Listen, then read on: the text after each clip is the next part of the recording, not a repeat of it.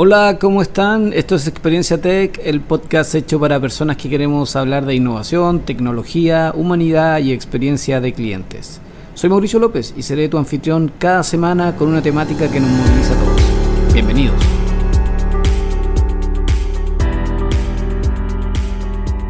Hola a todos, ¿cómo están? Soy Mauricio López, estamos en un nuevo capítulo de Experiencia Tech. Hoy vamos a estar conversando con mi amigo Daniel. Daniel Arezu es un amigo que ha recorrido el mundo y que tiene una historia muy entretenida respecto a emprendimiento, viajes miles y blockchain. Sí, tal cual blockchain. Y vamos a estar hablando de esto con Daniel. Daniel es ingeniero comercial de la Universidad de Chile en última instancia y antes viene de un degree o doble degree Italia-Chile, pero de eso nos va a estar hablando Daniel. Hola Daniel, ¿cómo estás? Hola Mauricio. Daniel, partamos, cuéntanos a todos acá en la comunidad, ¿cuál ha sido este viaje de innovación de Daniel y cómo ha llegado a donde está a partir de todo lo que hemos visto? Las visiones cosmopolitas, tus estudios, blockchain, no sé, cuéntanos. Es un viaje largo, pero que de alguna manera lo buscaba sin saber lo que estaba buscando, es bien rara la cosa. Yo te comenté que partí estudiando informática, pero en realidad mi intención era estudiar civil industrial. Ajá. En un contexto en el cual, y acá quizás estoy adelantándome un poco, pero en un contexto en el cual yo partí a los 17 años de Chile hacia Italia a estudiar allá. Buena.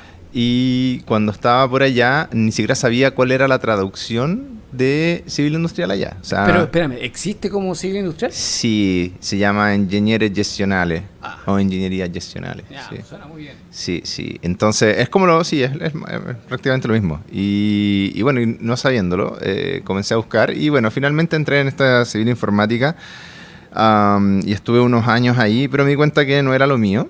Y me fui a lo que allá se llama economía, que es como una especie de ingeniería comercial. No se veía.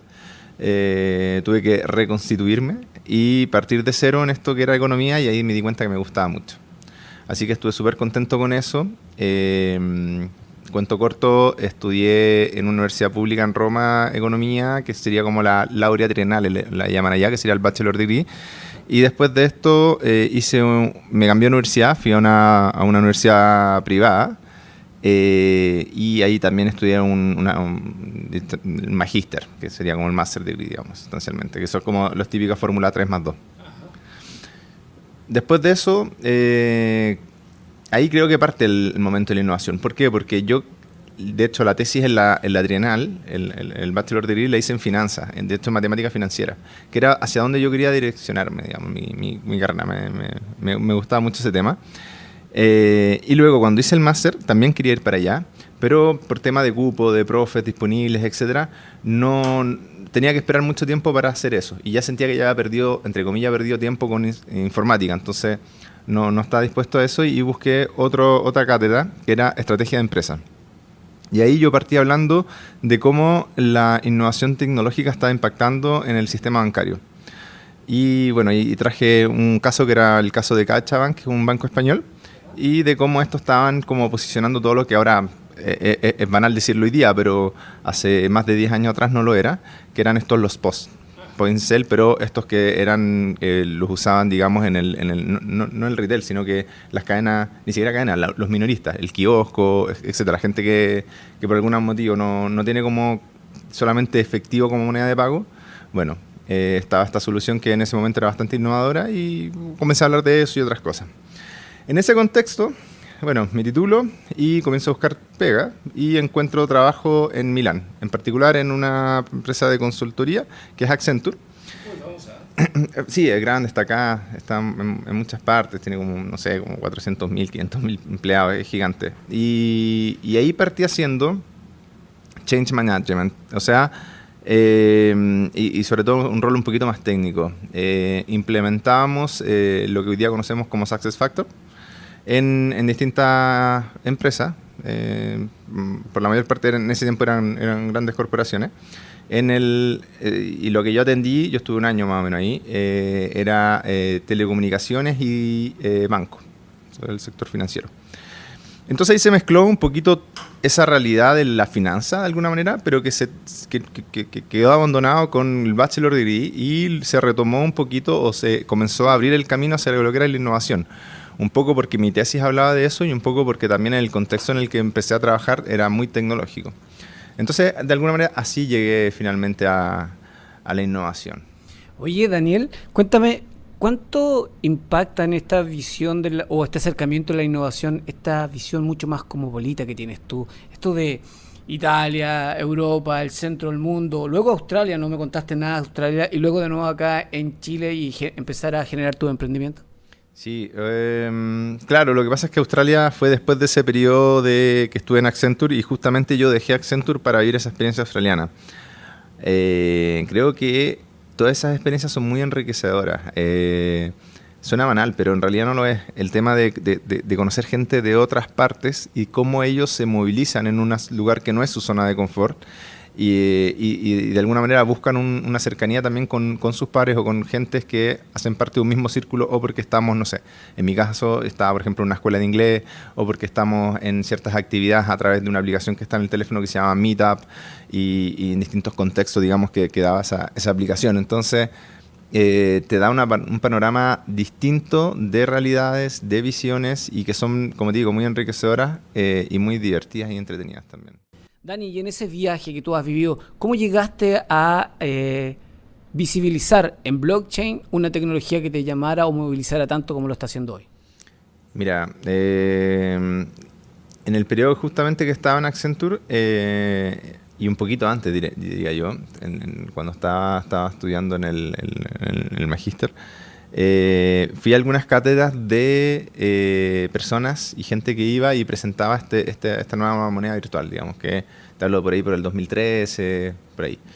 Entonces era algo bastante novedoso, que nadie entendía muy bien de qué se trataba y era muy fufá porque no había nada concreto y en ese tiempo todavía como lo material era como algo real, lo inmaterial era como que desconfiáis mucho de qué me estáis hablando, me estáis en una estafa, ¿qué es? Entonces, a partir de ahí, y justamente en el contexto en el que te comentaba, ¿no? Esto como de economía, pero después está metido en Accenture con la tecnología, es que comencé a averiguar un poquito más y decidí invertir, de hecho, una cierta cantidad de dinero en Bitcoin en ese tiempo. Debe haber estado muy barato en esa época. Sí, compré cada Bitcoin a $200 o menos. Súper. Sí. Y bueno, y los dejé ahí, era como un poco experimentar y ver cómo se movían, qué es lo que hacían, cómo funcionaba ese mercado financiero un poco dark en ese momento. De hecho, no era muy bien visto tampoco invertir en eso, ¿no? Porque se sabía que las bandas digamos que cometían delitos finalmente bypassaban, digamos, todo lo que era el sigue o follow the money a través de este tipo de tecnologías que son más anónimas. Así que a partir de ahí llegué a blockchain y luego pasaron, bueno, como te comenté, estaba en Australia y de Australia me vengo a Chile. Y estando en Chile, sobre todo por ahí por el año 2017, hubo el boom de Bitcoin y dije, oye, déjame nuevamente a reinteriorizarme con qué es lo que está detrás de Bitcoin. Y así comencé a interiorizarme mucho más con lo que es blockchain y dije, oye, tengo ganas de hacer algo. Y conversé con unos amigos, uno era como gerente de una incubadora de innovación, y otro era estaba con un proyecto propio también que había ganado un Corfo y además estaba metido también con todo lo que era energía solar. Yo en su momento había propuesto blockchain como para democratizar el mercado de las propiedades. Pero en el contexto y con las personas que estaba hablando, que estos dos amigos son además hermanos, me dijeron, oye, pero mejor hagámoslo en el mercado de energía solar. ¿Y cómo lo hicimos? Bueno, dijimos, no tenemos plata, o tenemos poca, no nos alcanza, así que ellos se dedicaban también mucho a formular proyectos. Entonces me metí en ese mundo junto con ellos y estuvimos formulando para un PRAE, que es como un semilla pero regional. Y lo mandamos a varias partes y de ese lo ganamos hicimos un par de speech y lo ganamos en Copiapó. Entonces tuvimos que ir allá, hablamos con la gente de Corfo, finalmente fuimos ganadores. Esto te estoy hablando por ahí por el 2018, a final de 2018 nos dieron la noticia. Entonces el proyecto inició por ahí en enero de 2019 y lo que queríamos hacer con el dinero que teníamos era, y la propuesta era hacer una campaña de financiación para el proyecto que queríamos hacer. Y este es el primer error. Queríamos partir en grande. Entonces, Estáis saltando toda la etapa necesaria y metodológica para nada, poder ser así exitoso. como, exactamente, sí. Y había más errores, o sea, después si querés te los comento, pero bueno, ese era el primer gran error, entonces, bueno, ya te digo el segundo. El segundo es que éramos 3 personas, un industrial y 2 comerciales, y queríamos trabajar con tecnología, pero no teníamos ninguno que era tecnología. Exacto. Entonces, tuvimos la suerte que tuvo un boom mediático importante. Me entrevistaron del Diario Financiero, fuimos a NG Factory, fuimos a EDF Renovable. Teníamos además una tremenda suerte de que como mentor nos habían entregado a una persona, pero ellos como estaban ahí insertos en esto del mundo de la mentoría, del emprendimiento y etcétera, como que una ejecutiva, porque cuando tú ganas un fondo Corfo, que de alguna manera tienes que tener un mentor, sobre todo en este fondo al menos, dijo, mira, está esta persona, pero que lo reservo solamente a algunos casos, le voy a comentar de ustedes, si es que a ustedes les interesa, y a ver si hacen match. Y bueno, esta persona era el gerente general de Acciona. Entonces, imagínate, subir al último piso, piso Dios, ¿cachai? Y llegáis y te recibe un tipo que es muy buena onda, mucha disposición con toda la pega que tiene y está full ahí para apañarte. O sea, teníamos de verdad herramientas importantes, digamos, para salir adelante. Como te digo, ¿qué pasó? Que no éramos tan creíbles por el tema de la tecnología. Tuvimos que, y en ese momento nosotros hablamos con Chaucha, hablamos con lo que se decía WEA, ¿no? Que era World Asset Token, pero le gustaba poner Sí, jugando las palabras. y bueno, y con varios otros. Al final caí con un tipo que era un venezolano que había trabajado en los Emiratos Árabes y que me dio un contacto de una persona que era de Kazajistán, pero estaba en los Emiratos Árabes y que tenía mucho interés en entrar en el mercado latinoamericano. Entonces, con él estábamos haciendo una ICO. ICO estaba por Initial Coin Offering, que en ese tiempo era un poquito, no era bien visto, porque tú finalmente vendías un asset digital, pero no tenías ninguna garantía de que este asset podía subir, bajar, o que lo que tú dices que ibas a hacer, porque a esto se hacía un release de un white paper donde salía todo el proyecto, si es que realmente se iba a ejecutar o no. Entonces iba mucho basado en la confianza y tenías que llegar a un público determinado. Para poder hacer eso, hablamos con esta persona.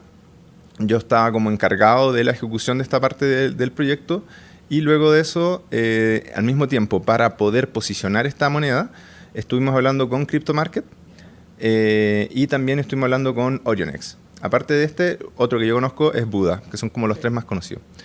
Con Orionex avanzamos en algunas reuniones, nos juntamos más de alguna vez y estuvimos negociando también participación.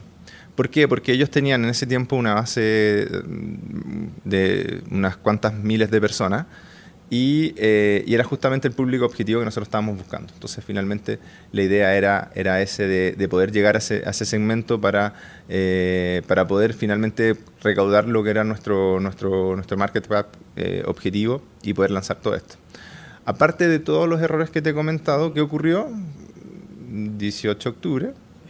Estallido social, como igual el capital de riesgo, igual como que dio un paso atrás, déjame ver qué está pasando. Y cuando estábamos ahí intentando de recuperarnos, pues pandemia, y eso terminó de liquidarnos unos meses después de la pandemia, por ahí por mayo, efectivamente, no pudimos más. Qué terrible, porque además el desafío en el que te estás moviendo implica un par de atributos súper relevantes: transparencia, confianza y credibilidad, y estabas viviendo momentos donde la incertidumbre era lo que dominaba, entonces muy difícil además que funcione de esa forma. Era muy complicado y bueno, y sobre eso que tú dices, también la inexperiencia de uno en afrontar ciertas cosas y de cometer ciertos errores. O sea, insisto, yo creo que haber tenido a José Ignacio, que era el gerente que te digo que nos estaba apoyando, creo que le podríamos haber sacado más provecho. De todas maneras, igual tuvimos cartas de distintas asociaciones que eran de energía renovable y que finalmente nos ayudaban a posicionarnos y darnos credibilidad. ¿Qué tuviste? Ahora, efectivamente uno aprende en la vida, entonces hay ocasiones donde hay un match correcto entre la oportunidad y el grado de conocimiento y osadía además, y en otras ocasiones no, y es parte del aprendizaje. Hoy día, si bien tú me lo cuentas así, yo también veo mucho aprendizaje en ese episodio que viste, que es la entrevista. Pero nos saltamos una breve explicación para la audiencia: qué es blockchain, por qué es relevante meterse en este mundo y cuáles son los principales atributos de la tecnología. Creo que es un tema más o menos complicado, pero diciéndolo fácil, es un registro distribuido que se viene compartido entre muchas personas, que viene de alguna manera encriptado y es seguro, y que mira la descentralización. O sea, eso es uno de los atributos. La transparencia también, porque por lo mismo viene compartido entre distintas personas y comparte los mismos registros, y estos se actualizan también entre ellos. Entonces tiene distintas funcionalidades o atributos en base al caso de uso que uno quiera aplicar. Pero aún así no es tan simple encontrar el caso de uso. Es un tema más bien complicado porque no siempre se justifica, y la mayor parte de las veces, en mi experiencia, no se justifica el uso de blockchain porque hay otras tecnologías que pueden suplirla. Y cuando va yendo al caso, al final llega a un caso centralizado, donde blockchain tendría solamente sentido por la parte de la seguridad, pero por temas de seguridad hay otras formas de encriptar. O sea, no es siempre fácil llegar al caso de uso que repague el uso de blockchain. Dani, ¿y qué recomendaciones tú les darías a los emprendedores que te están escuchando ahora y digan, oye, tal vez hay una línea acá distinta en blockchain que podemos incorporar a nuestra solución? Yo creo que lo último que digo es fundamental, porque en su tiempo blockchain se veía como un hype. Entonces todos querían hacer algo con blockchain. Sí, entonces era como llegar al fin, pero se justificaba el medio para el fin, pero en realidad, así el caso de negocio, no te repagaba. O sea, habían cosas mucho más económicas que podías hacerlo, sobre todo en ese tiempo que era carísimo encontrar a alguien que pudiese trabajar esta tecnología. Si bien hoy día yo creo que es más democrática, o sea, quizás un poco más simple encontrar, yo creo que el check es como identificar bien el caso de uso. Y lo digo porque no solo tiene que existir una diferencia de registros de alguna manera, sino que también tiene que haber un conflicto a través de ellos. Si no existe ese conflicto, por ejemplo, en este caso específico, no sirve, blockchain no da. Tal cual, o sea, son los paradigmas permanentes de innovación. Si no hay un dolor que solucionar, no vale la pena meternos ahí. ¿Para qué? Si ya está resuelto de alguna otra forma. Dani, a mí me parece que acá hay un mundo distinto y un mundo donde hay que profundizar. Blockchain es una tecnología que, claro, hay dificultades en la implementación, en encontrar un caso de uso, pero podemos contribuir un poco a dilucidar ese camino profundizando en esta temática de blockchain. Y yo veo una oportunidad acá y acá me voy a jugar esta carta en vivo. No estoy haciendo blockchain y nada de ese tipo de cosas. Yo creo que acá podríamos avanzar, Dani, en capítulos específicos de blockchain, que puedas acompañarnos, nos enseñes a todos en la comunidad de qué se trata esta tecnología, cómo encontrar un caso de uso y eventualmente cómo ir avanzando en rentabilizar esta tecnología en algo más específico, en una solución que estemos desarrollando como emprendedores. Perfecto, yo feliz de acompañarlo. Notición para la comunidad. Daniel Arezu va a estar dándonos charlas específicas sobre blockchain y otras cosas. Estamos llegando al final de este capítulo. Dani, muchas gracias. Es demasiado interesante. Los minutos, tú sabes, son muy acotados, pero lo bueno de esto es que hemos sacado una línea de profundización en una temática tan interesante como blockchain. Sí, yo encantado, feliz, de verdad muy emocionado de estar acá y feliz que esto continúe. Bueno, espero que hayan disfrutado este capítulo. Si deseas profundizar o contactarme, escríbeme a contacto@mauriciolopez.tech y te responderé lo más rápidamente posible. En los sonidos estuvo Sebastián Alarcón, yo soy Mauricio López y esto fue Experiencia Tech. Nos vemos.